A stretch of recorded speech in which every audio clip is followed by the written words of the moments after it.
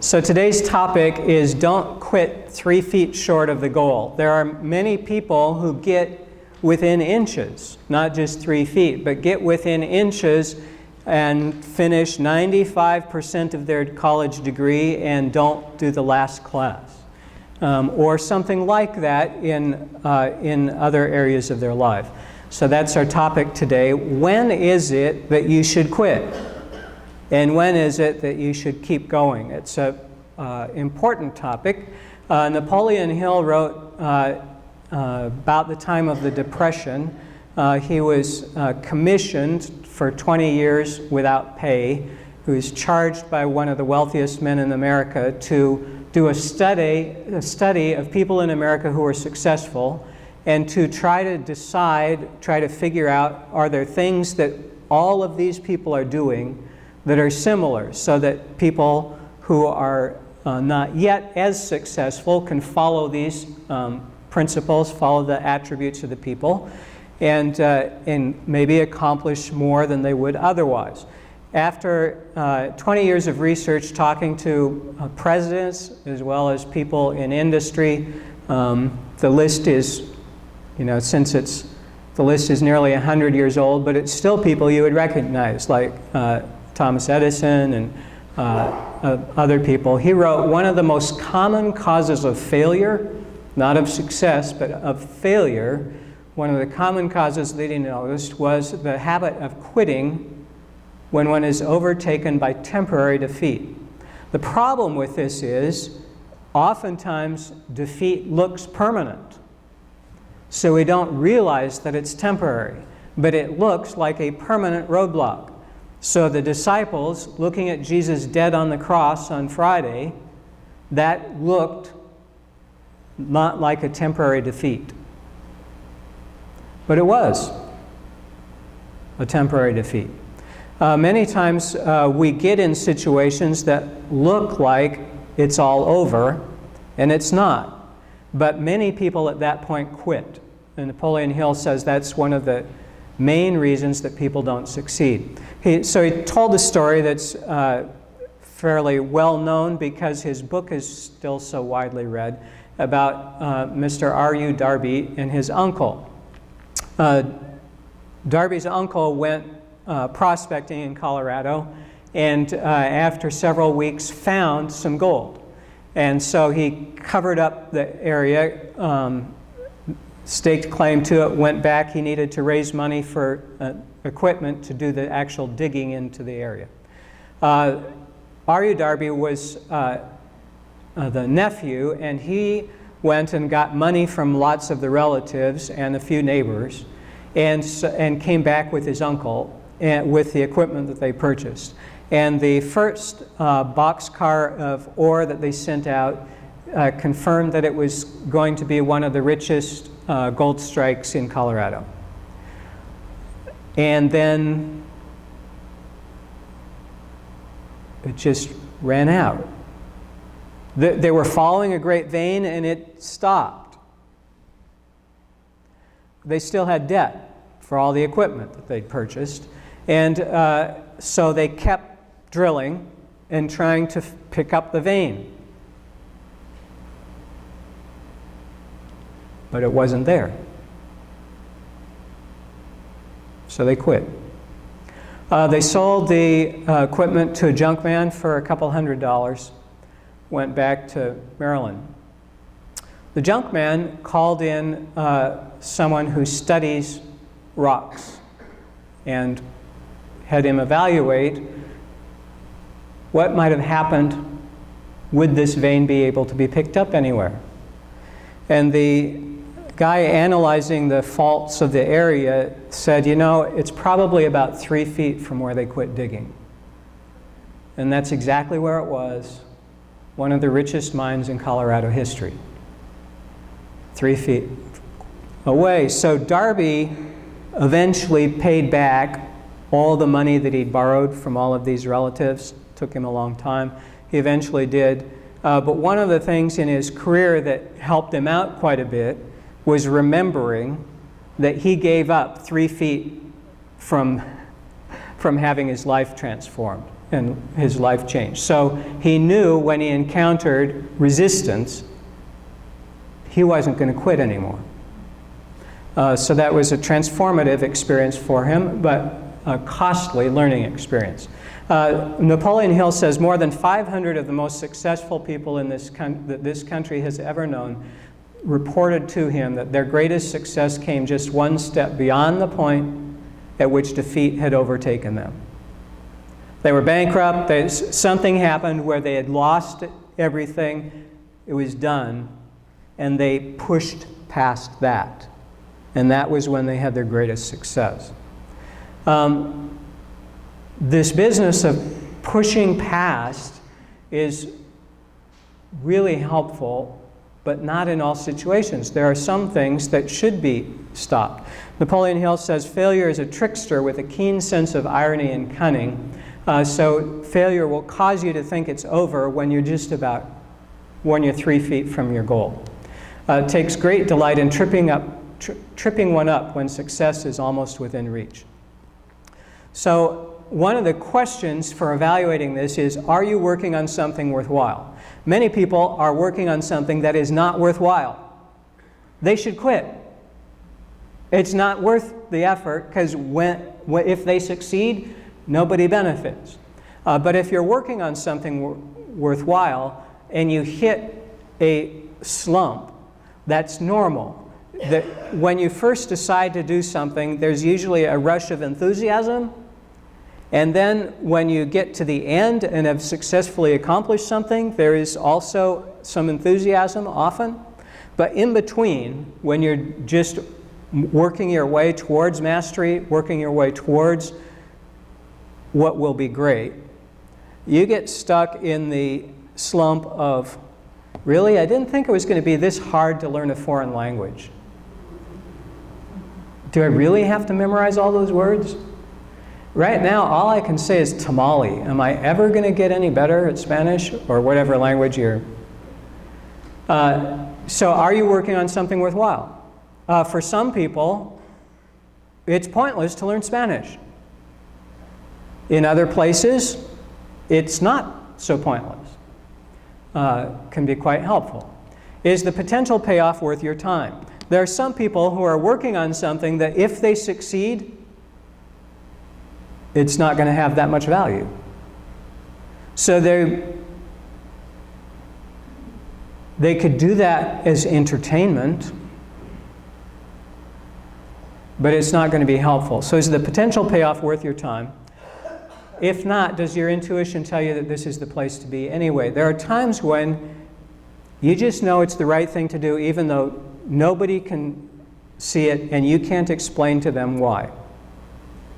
There's no logical reason for you to be doing what you're doing. You just know, now's the time, I need to be here, this is what I'm doing. If that's the spot for you, don't quit. If your intuition is telling you it's the right place to be. If God's Spirit within you is at peace. So these are ways to evaluate, questions to use to evaluate.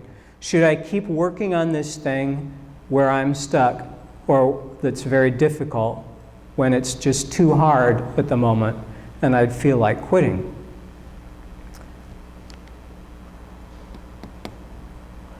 If you imagine a 50-cent lemonade stand somewhere out on La Jolla Boulevard, some kids sitting out there not realizing that it's very difficult for a car to stop at 35 miles an hour. Is that worth it? Well, it's not going to pay off. The investments of the parents is never going to equal the pocket change that the kids get. But it still might be worth it. Teaches the kids some business lessons, gives them some skills in customer service and customer retention, all kinds of potential benefits, worth, even though they're going to lose money at the end. But if the guy sitting at the lemonade stand is 40, that's a different thing. So there are times when something is valuable even though the payoff is not going to be immediate. You're learning. It's okay to learn and to invest in that. Sometimes it's good to quit. Proverbs says, the beginning of strife is like letting out water, so quit before the quarrel breaks out. There's a few ways to interpret this passage, but one thing is, if you have a jug of water and you tip it over, how much of it are you going to get back? Almost none, right? Maybe a teaspoon or something. And if you start with strife, you'll not get it back. You can say things that you say, oh, I'm sorry I said that, but 50 years later, the people are still remembering. So some things are worth quitting. Some things, people can't understand why you are working on that project when everybody knows it's not going to work out. Don't quit 3 feet short of something worthwhile. So Nehemiah, if you look at the beginning of the book of Nehemiah, you find that he's a servant to a king, and as he's receiving messages from home, one of the messages that he gets is that Jerusalem is really still devastated. There's a wall around it that's completely broken down. So marauders come in and just steal from the people, and they don't have any real security or safety. And the gates are burned. It's really not a good state. And for months, Nehemiah thinks about this. Until one day the king finally notices and asks him, and Nehemiah says, I really would like to go back and put things right in Jerusalem. So Nehemiah is commissioned by the king to go do that. And when he arrives, he finds that not everybody's happy.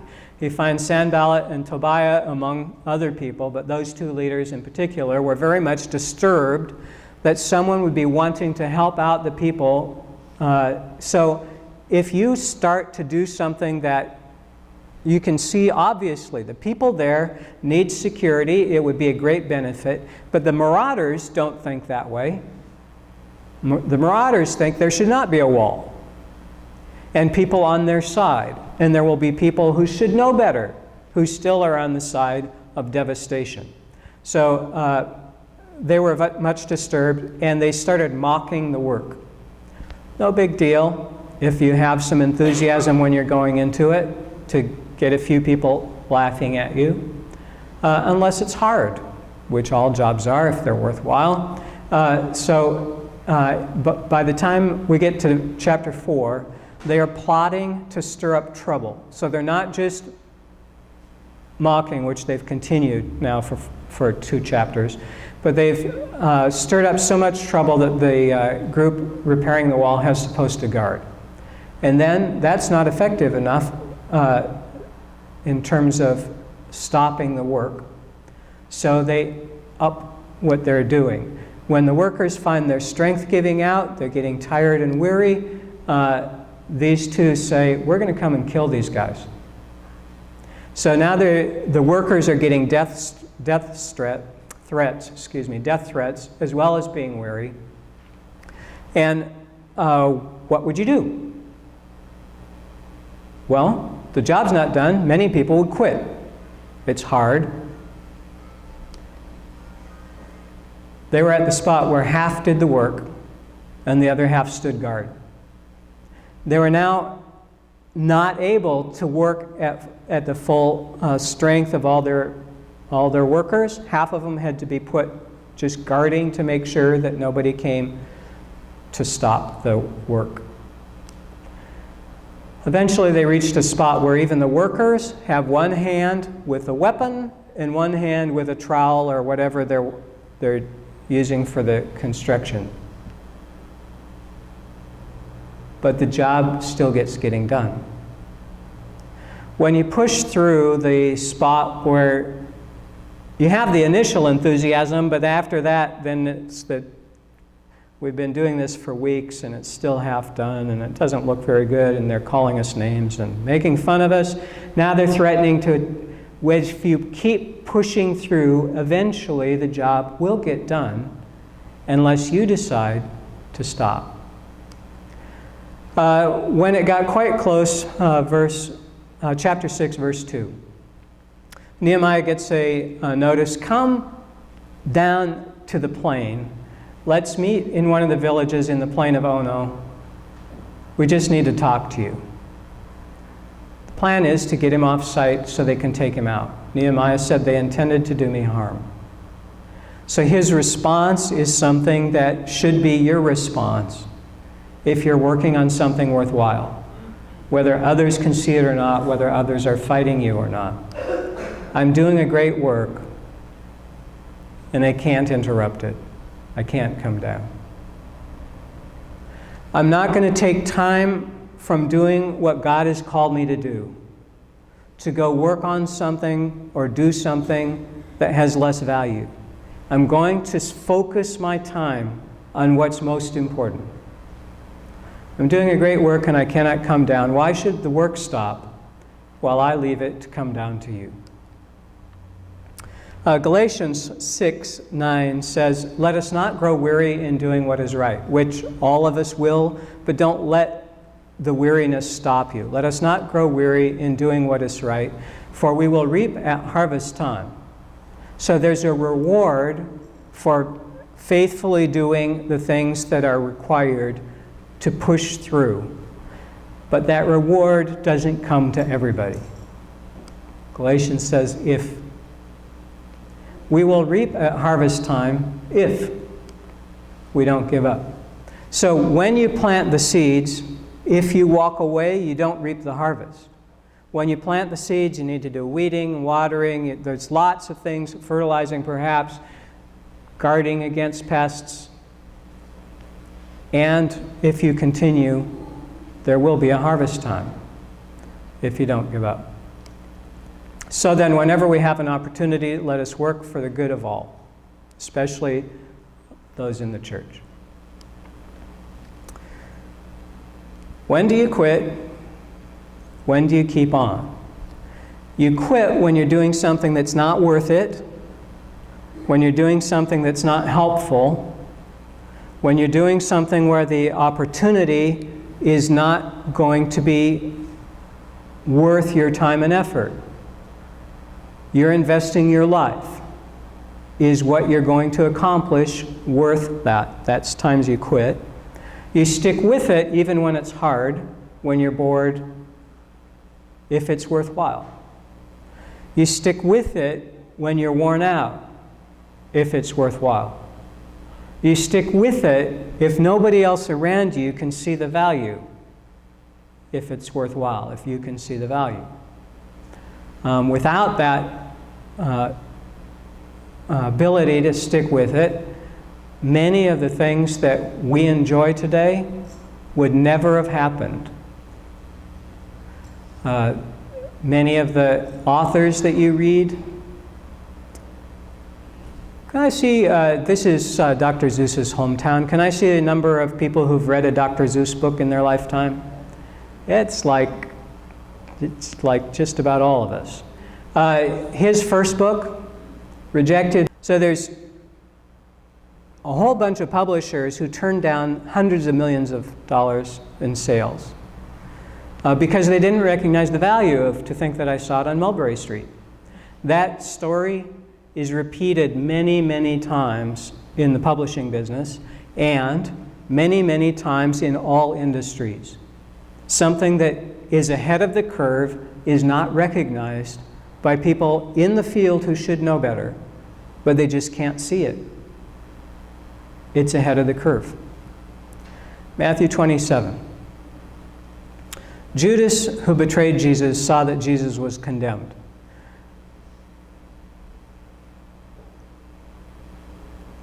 It's hard to understand what Judas's motive was and that he didn't figure it out in advance. That the people he was dealing with intended to kill Jesus.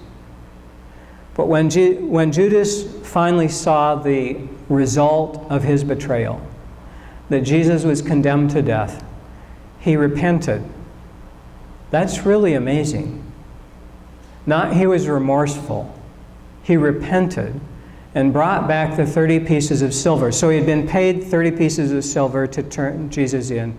He brought that back to the people who paid him, but they were the people in charge of making sure that if you sinned, you would be forgiven. So he brought it, when he repented, he brought it back to the temple area to receive forgiveness. He brought it back and said, I've sinned by betraying innocent blood. And the response of the people who should have, it was their job to make sure that he received forgiveness of his sin. They responded, so what? What's that to us?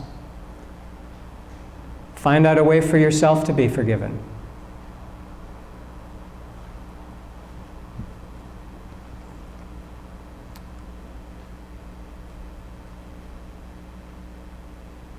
Judas quit. He gave up.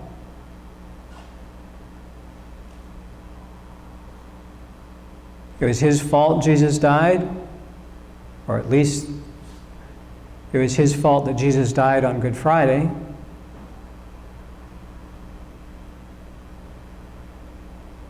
He saw no way out. When you are 3 feet from your goal, it will often appear like you have completely failed. For Mr. Darby and his uncle, they'd tried. It looked like there was no more gold. For Judas, it looked like everything was over.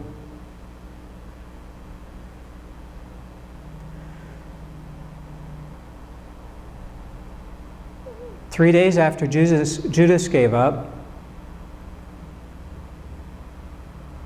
it was apparent, not just that Jesus died for the forgiveness of all, but that Jesus was alive. That Jesus' death was not the end of the story. And Jesus took Peter aside and talked to him 3 times about his failing. And perhaps Jesus would have had some words for Judas as well. But Judas quit and didn't live to hear those words.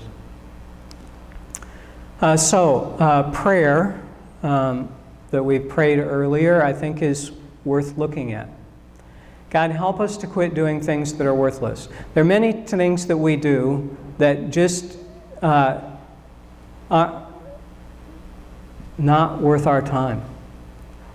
And we get into them perhaps because they're fun, but many things we're working on, we no longer think they're fun, we're just stuck in it. God, help us to quit doing things that are worthless. And God, help us to quit doing things that are harmful to us and to others, to God's creation. God, help us to quit doing things that are getting in the way of what would be best.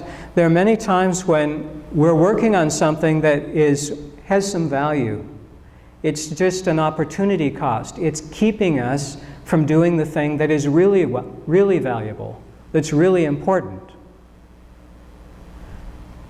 You're at work, you're doing things that are very helpful, and your kid at home desperately needs you, but you're working on this project. Now, I'm not saying that applies to you. There are plenty of other examples. The point is, there are times when people work on things that are second of importance to things that are much more important. God, help us to quit doing things that are getting in the way of what would be best. One of the reasons we ask this of God is because it's difficult for us to see from time to time what's best. God, help us to persevere when we're on the right path. When 3 more feet of drilling would cause us to get right where we should be. Thank you. Amen.